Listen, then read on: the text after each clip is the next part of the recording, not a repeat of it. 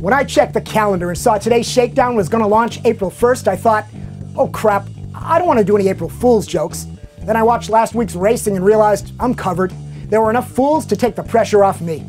Ken Block crashing before his WRC start. IndyCar crashing a bazillion cars before making it out of turn 1. Both came to my rescue, and the fool jokes wrote themselves, which is your green flag to think of all the jokes you can and park them in the comment section. I'll start. Hey Ken, remember that racing axiom, to finish first? First you have to finish? Well, with you, we need to be even more blunt. Kenny, Jim Farley from Ford Motor Company here. Just a reminder as we decide 2012 budgets. To finish anywhere, you moron, first you have to start. When we come back and start, we'll look at what we've learned from the first F1 race, WRC, and the first race this weekend in the British Touring Car Championship.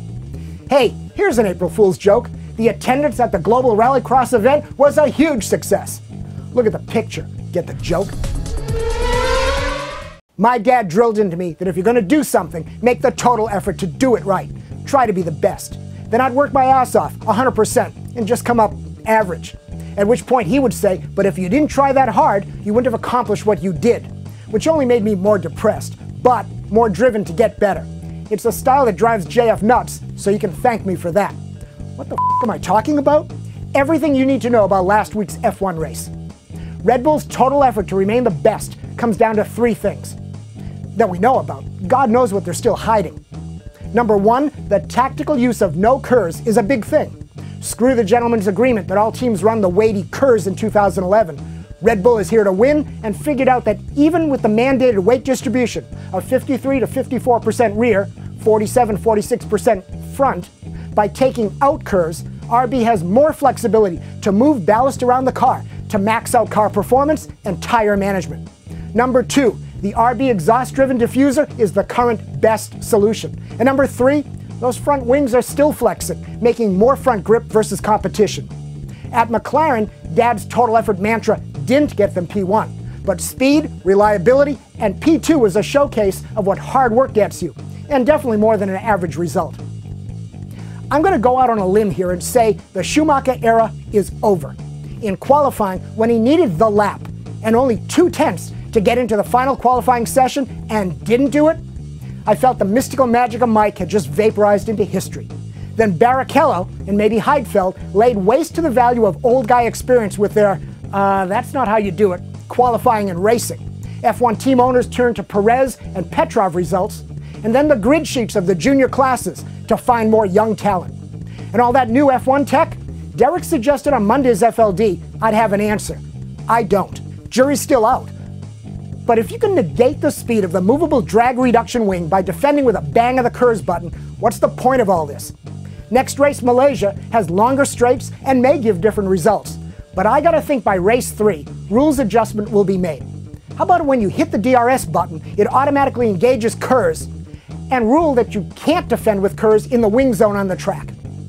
WRC, Ken Block aside, and I truly hope he's not a distraction to Ford race prep and race management. Ford is not beating Citroën in these last 2 rallies. They still lead in points, but momentum has shifted, and technical errors are hurting Ford. The next rally will tell us a lot about Ford's season. The 2011 cars are putting on a show. Despite the smaller 1.6-liter engines, less exotic materials, and the ban on electronic, hydraulic, viscous shift and diff controls.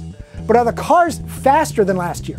Commenter Will Brown Rally looked at Portugal and noted in Stage 2, the 2011 Citroën was 14 seconds faster. He thought tires were one factor. I add that it's easy to get 300 plus horsepower out of a 1.6, so dropping from 2 liters was no big deal. And didn't the minimum weight get reduced too? Bottom line, guys, help me with your comments on answering the question, are the new WRC cars faster, and if yes, how and why? British touring cars, the 10-race season kicks this weekend at Brands Hatch. This is the series that launched the new generation touring car design, unified specs to control cost, but unlike NASCAR, real and different car bodies to cover it. So you end up with new brands entering the series, like Toyota, Proton, and JF's beloved Audi.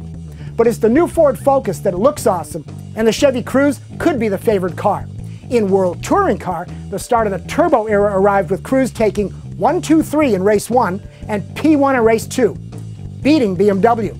Now, I'm no marketing genius, but I wonder if telling the story of a powerful, efficient turbo cruze outperforming BMW would help U.S. sales, versus that American TV commercial about retirement people misunderstanding tired auto ad claims that position Cruze as just another commuter car. Let me make it really easy for Chevy to understand. Race the goddamn Cruze in the US and beat Ford, Honda, Toyota, and Hyundai to the young car enthusiast buyer. Ow, we're living in the fast lane, baby.